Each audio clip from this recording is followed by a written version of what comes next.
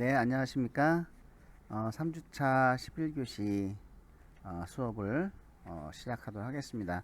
이번 시간은 그 울프트의 특질 이론에 대해서 우리가 학습하도록 하겠습니다. 우리가 성격 이론, 성격 발달 이론, 즉 인성 발달 이론이라고도 명칭을 했는데요. 이 성격 이론은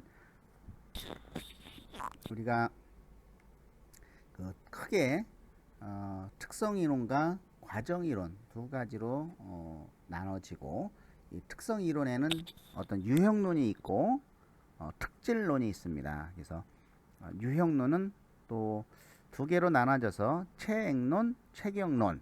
그래서 체행론의 대표적인 학자는 히포클라테스고, 체경론은 클레치모하고 셀론입니다. 특질론은 오늘 배우는 울프트하고 카텔, 아이젠크. 그리고 과정이론은 정신분석과 행동주의, 인본주의 세 개가 좀 있는데, 이 정신분석은 우리가 그 두 가지로 나눕니다. 이 정신분석, 신정신분석. 그래서 프로이드의 영향을 받았다 갈라져 나온 아들러와 용, 신정신분석. 정신분석은 이제 프로이드라는 거 여러분이 이렇게 알고 있고, 자, 행동주의는 이제 조건 형성 이론과 이제 사회 학습 이론, 그리고 인본주의는 이제 현상학적 이론이라고 해서 로저스와 이제 메슬로 있고, 그 중에서 이제 우리가 한 학기 동안 하면서 이런 어떤 과정 이론은 거의 다 이제 볼 거고, 그래서 과연 인간의 성격이 어떻게 형성되고 있는지 이런 걸 중심으로 좀 보고자 합니다. 자, 오늘의 학습 내용 특질이 과연 무엇인가 이해하고, 고요자의 발달 단계, 그리고 건강한 성인의 성격을 살펴보도록 하겠습니다.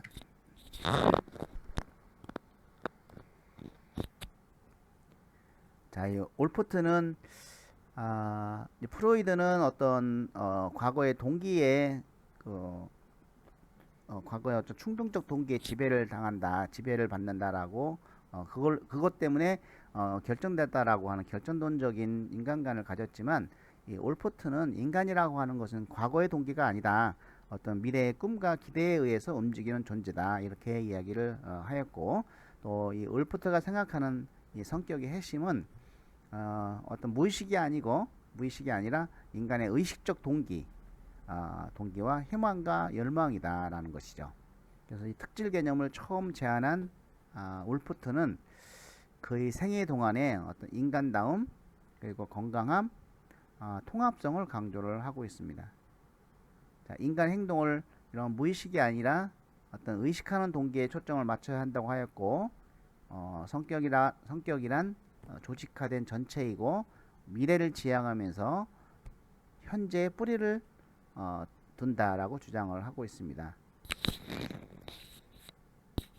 자, 성격은 이런 학습의 소산으로 이루어지고 자리가 사람을 만드는 것과 상통한다. 과거에는 많이 그랬죠. 야, 자리가 사람을 만드는 거야. 너도 대통령 돼봐. 대통령 만큼 일을 해.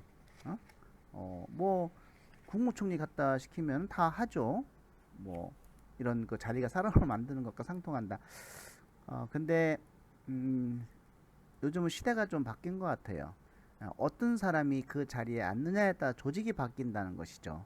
만약에 제가 뭐 다른 청소년 센터나 이런데 원장이나 거기에 가면 아마 이제 제가 중요하게 생각하는 것들을 진로라든지 이런 걸 좀 많이 할 거예요. 그쵸? 그쪽 전문가에 의해서 조직이 바뀐다. 그렇기 때문에 어떤 사람이 그 조직에 장으로 있느냐, 어떤 사람이 앉아 있느냐가 굉장히 사실은 요즘 중요한 것 같아요. 자리가 사람 만든다는 것도 상통하지만, 또 어떤 사람이 그 자리에 앉아 있느냐도 중요하다 생각한다. 이건 제 생각입니다. 그리고 현재 또 조직이 그렇게 바뀌고 있죠. 자, 특질은 처음에는 그 울프트는 요 개인 특질과 공통 특질로 이렇게 나눴어요. 이 공통 특질은 사람이 어떤 같은 문화권에 있는 사람이라고 하면은 공통적인 특질을 가지고 있잖아요. 이게 저는 아마 융의 집단 무의식 뭐 이런 거와 비슷한 개념 아닐까 이렇게 생각이 들고 그래서 나중에는 그냥 개인 특질은 개인적 성향이라고 하자. 그래서 세 가지로 설명을 하고 있고 공통 특질은 그냥 특질로 정의를 내리고 있습니다. 자, 그래서 특질을 다시 한번 보면 울프트는 특정한 자극이 가해졌을 때 특정한 행동을 유발시키는 그런 결정 경향성을 성격의 핵심으로 보았다. 이를 특질이라고 한 것이죠. 그래서 처음에는 두 가지 유형의 특질, 개인 특질과 공통 특질을 제시했고 또 이 공통 특질이라고 하는 것은 같은 문화권에 있는 그 안에 있는 사람들이 대부분 갖고 있는 일반적인 특질을 의미합니다. 그래서 그리고 개인 특질은 어떤 개인 내적으로 특이한 방법으로 작용하는 특질인데 그 울프트는 나중에 이 공통 특질을 특질로 개인 특질은 개인적 성향이라고 부른 것이죠. 자, 개인적 성향에는 이런 주특질, 중심특질, 2차적 특질이 있습니다. 이 주특질은 개인의 생활 대부분에 영향을 미치고 아주 강렬하게 개인의 행동을 지배한다는 것이죠. 그러니까 다른 어떤 뭐 성격들은 이 사람을 별로 지배하지 않아요. 하나의 하나만 지배하는 것이죠. 아주 지독한 구두쇠. 그건 구두쇠 하나만 그 사람의 주특질이에요. 지나친 독재, 히틀러, 뭐 이렇게 그 사람 주특질인 거죠. 이와 같이 주특질은 매우 영향력이 커서 인간 행동의 전반에서 그 특질의 영향력을 쉽게 볼 수가 있습니다. 자, 그래서 극소수만이 주특질을 지니고 있다라는 것이고 이 중심특질은 비교적 보편적이고 일관된 영향을 끼치는 것으로 우리가 한 개인을 기술할 때 사용하는 특성들이 바로 중심 특질이죠. 그래서 이 중심 특질은 한 개인이 자주 드러나기 때문에 다른 사람들이 쉽게 판별할 수가 있다는 것이죠. 보통 뭐 5개에서 10개 정도 가지고 있다. 그리고 이제 2차적 특질은 개인에게 가장 영향을 적게 주는 특질입니다. 그리고 친한 사람만 알 수 있는 특질이죠. 주 특질과 중심 특질보다 덜 두드러지고 덜 일관적이다. 그래서 아주 밀접한 관계를 맺는 사람들에 의해서만 발견될 수 있다. 자, 개인적 성향 세 가지 살펴보도록 하겠습니다. 주 특질, 영향력이 크고 강렬하고 극소수만 있다. 뭐 링컨, 마트 테레사, 뭐 세종대왕, 김연아 이분들의 주 특질이 뭔지 우리가 한번 마터 테레사 사랑 뭐 이런 거 주 특질을 발견을 좀 해보고 자 중심 특질은 5개 10개인데 뭐 몸짱 자신감 있는 근면한 사교적인 친절한 창의적인 뭐 이런 일반적인 어떤 성격을 나타내는 것들이죠. 자 2차적 특질은 밀접한 관계에 있는 사람만이 아는 뭐 난 치킨이 좋아 이 사람을 잘 모르면은 모르겠죠. 매운 거 싫어. 다른 사람에게 예민해. 여행을 좋아해. 왜 친한 사람하고 같이 왔을 때는 우리가 음식을 주문할 때 이분은 매운 거 싫어하니까 그냥 보통으로 주세요. 이렇게 그 주문자가 아예 시키는 수도 있잖아요. 그러면은 요 사람은 그냥 잘 안다는 거예요. 그래서 요 사람의 2차적 특질을 아는 거죠. 매운 거 싫어한다. 특질 사례를 한번 볼게요. 어떤 특질인지 한번 생각을 해보도록 하겠습니다. 영국 런던에서 스크루지와 마레는 굉장히 친구였죠. 함께 장사를 해왔고 그러다가 친구 마레가 죽었어요. 그리고 이제는 마레는 장례를 치렀고 근데 마레의 장례식 날 스크루지는 빈틈없는 장사 솜씨로 큰 돈을 벌었고 상점 입구에는 스크루지 말의 상이라는 간판은 그대로 걸려 있었습니다. 스크루지는 굉장히 인색하였고 남과 사귀지도 않았고 아무도 스크루지에게 말을 거는 사람이 없었습니다. 뭐 거지조차도 동정해 달라고 조르지 않았다고 합니다. 자, 어떤 특질을 이야기하는 하는 것입니까? 예, 그렇죠. 예, 주 특질을 이야기하는 것이죠. 자, 이제 중심 특질에 대한 예를 한번 보여줄 테니까 여러분들이 나에게 관련된 거라고 하면 한번 이렇게 써보시기 바랍니다. 자, 친절한, 매력적인, 사려 깊은, 나긋나긋한, 낙관적인, 신중한, 비관적인, 마음이 넓은, 조용한, 꼼꼼한, 인내심이 있는, 오만한, 성급한, 보수적인, 솔직한, 수다스러운, 적극적인, 속이 좁은, 겸손한, 신뢰할 수 있는. 그 밖에 또 다른 형용사가 여러분의 어떤 성격을 나타내는 중심 특질이 있으면 한번 써보고, 그래서 이러한 어떤 자신의 성격 중심 특질에 관련된 걸 가지고 한번 또 이야기를 또 나눠보는 것도 괜찮은데, 다음에 한번 오프라인에서 만나면 서로 이야기를 좀 하는 시간도 가졌으면 좋겠습니다. 자, 고유자의 발달 단계를 살펴보면은 이 올포트는 어떤 성격의 비연속성을 주장을 한 것이죠. 출생에서 청소년기까지 성격과 성인의 성격은 다르다 이렇게 본 것이고, 그래서 올포트는 자아 개념을 강조하면서 이것을 고유자라고 불렀습니다. 건강한 성격은 유아기로부터 청소년에 이르기까지 7단계에 거쳐서 고유자애가 발달함으로 형성한다는 것이죠. 그래서 올포트는 어느 한 단계에서 심한 실패나 좌절을 갖게 되면 다음 단계의 발달이 굉장히 어렵게 된다라고 주장하고 있습니다.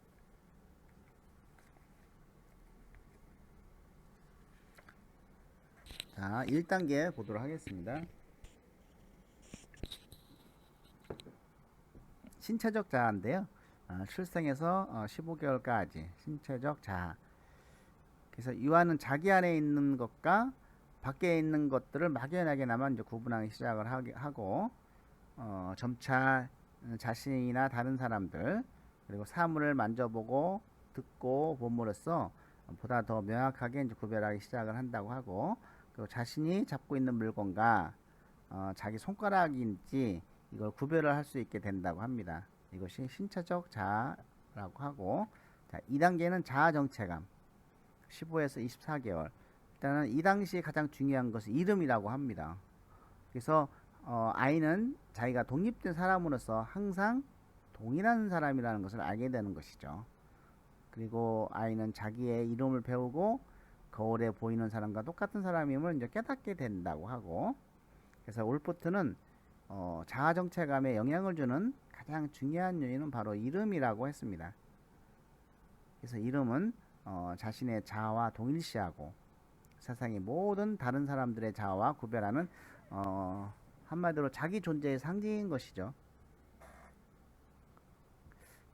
근데 이 이름 때문에 초등학교 놀림 많이 받은 사람도 있고, 지금도 이름을 또 개명하는 사람도 있죠. 혹시 개명하신 분 계십니까? 괜찮습니다. 제가 아는 모 교수도 개명을 했어요.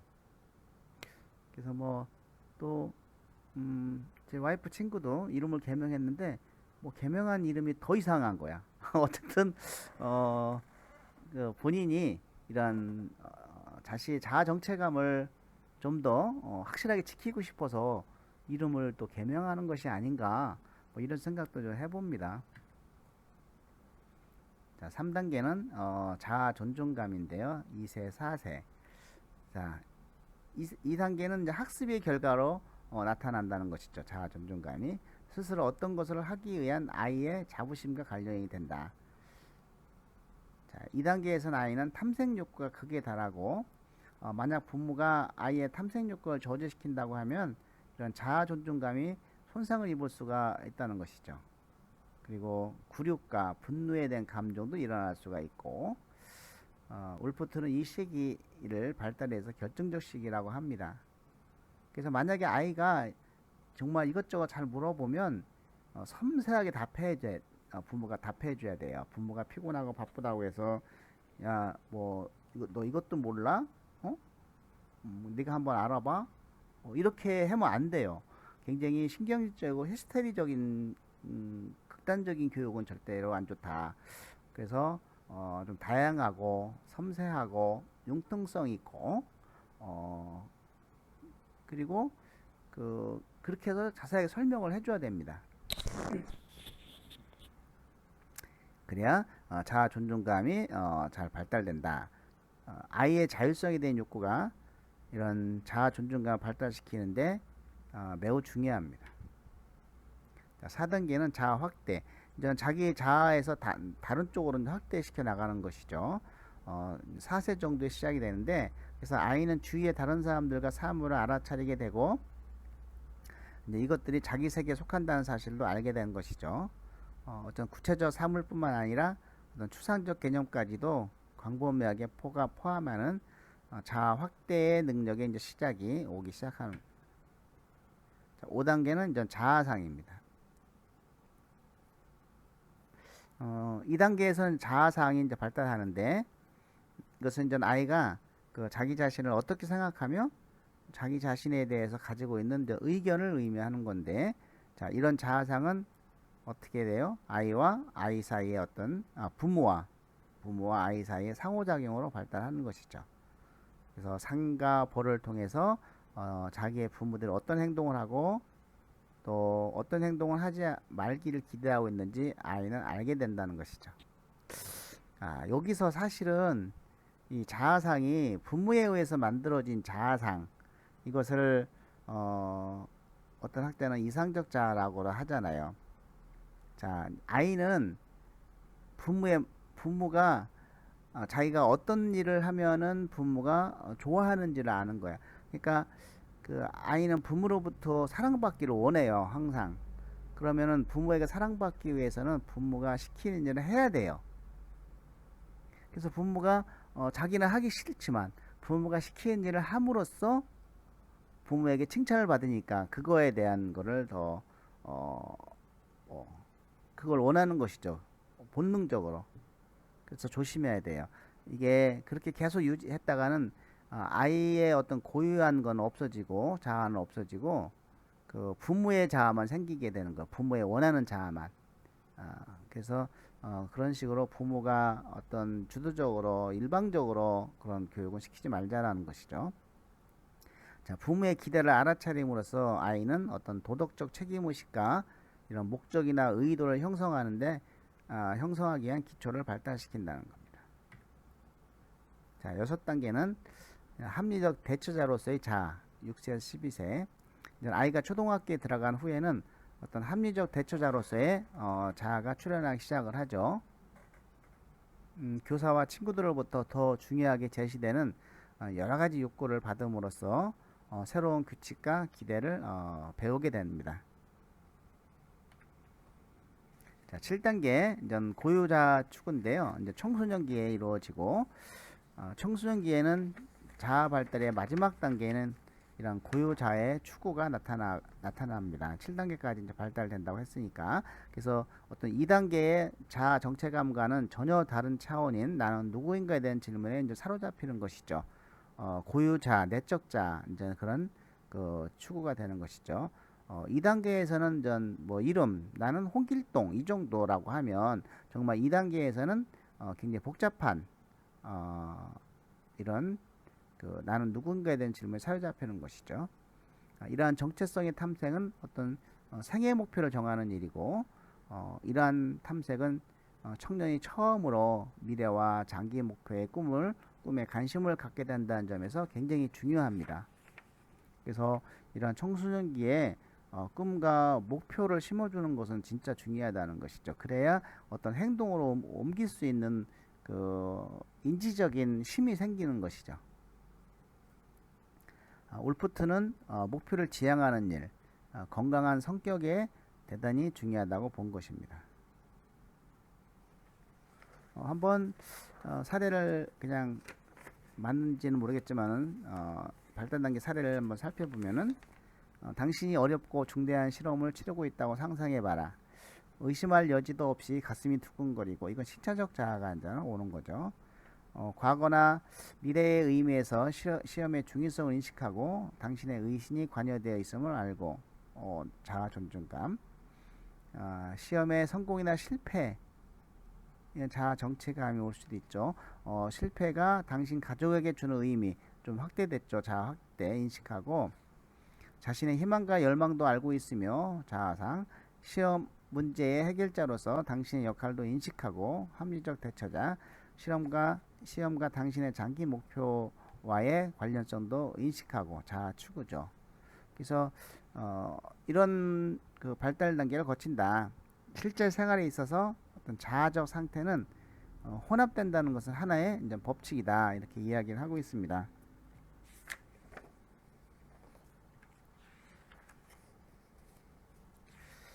자, 이제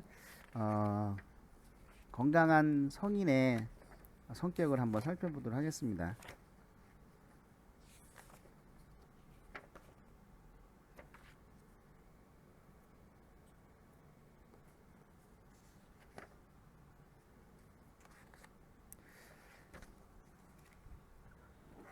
그래서 한번 보고 그 지금 나에게 관련된 것이 뭐가 있나 한번 살펴보시기 바랍니다. 첫째, 성숙한 성인은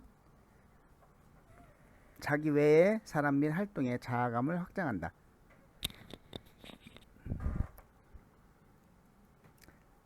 둘째, 성숙한 성인은 친밀감, 애정, 인내를 보이면서 타인과 따뜻하게 관계한다.